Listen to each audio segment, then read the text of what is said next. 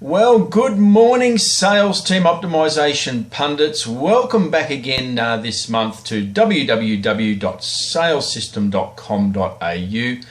My name's Glenn Guilfoyle and I head up the sales team optimization specialist group called The Next Level. And we bring these monthly tidbits to you in the name of our resolute cause and belief in the notion that those business-to-business sales organizations that run their sales team optimization as an integral part of their whole of company budgeting every year will be those who rise above the challenges many of us are facing in mature sales markets these days, with increasing price and global competitive pressure, the horrible race to the bottom.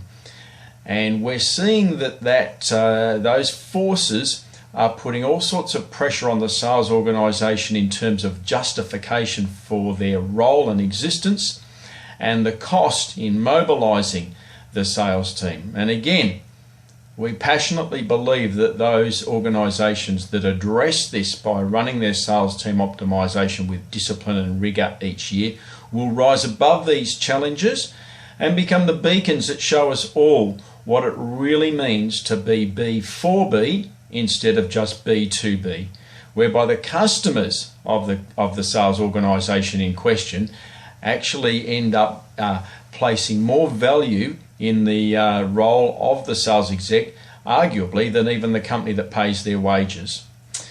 So this month we're going to bring to you the topic of the market and its use as a term when it comes to sales team optimization work. And so here we go. Up to market to buy a fat pig.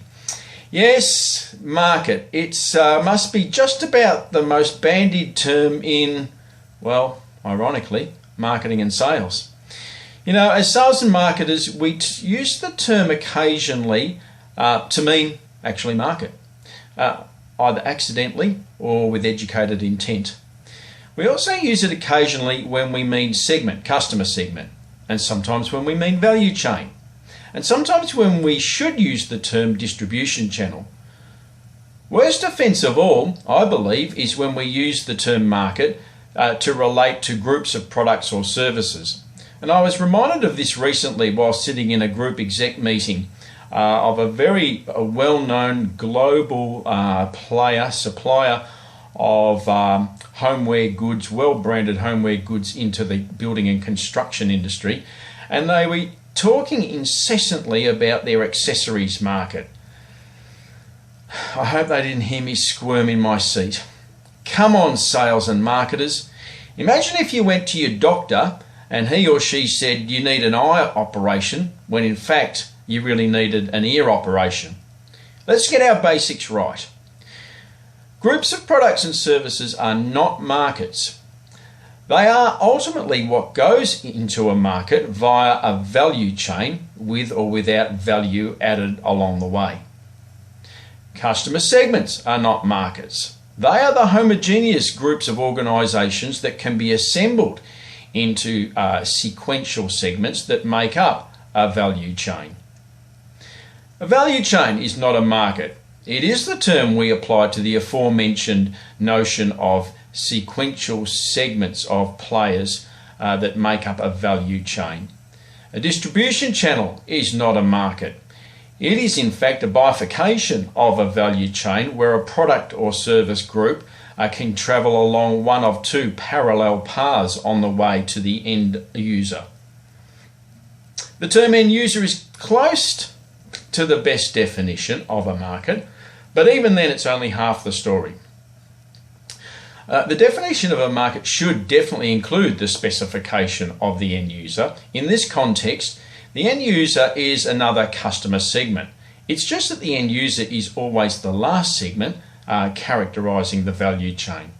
So the full and meaningful definition of market should entail both the specification of the end user as well as the specification of the product or groups of services in question as it finishes its life at the end of the value chain with the end user. And this is usually characterized by the last change of shape and form from what the product and service group took when it went into the value chain, and or the last change of ownership of that group of products and services. So why is all this relevant to sales team optimization and my notion that to survive and thrive, good sales organizations will run their sales team optimization as an integral part of their whole of company annual budgeting? Well, you see, a good go-to-market sales strategy is really around the crystal clarity of what we sell, to whom, via whom, for whom, with whom, by whom. It really is about making the best bets and the right choices against those questions in regards to how and where we deploy and marshal our expensive sales team to expend their visit effort. And unless the group exec, the overall management group, is really aligned and clear on these choices, then sales team optimization and ultimately revenue performance itself will sub-optimize.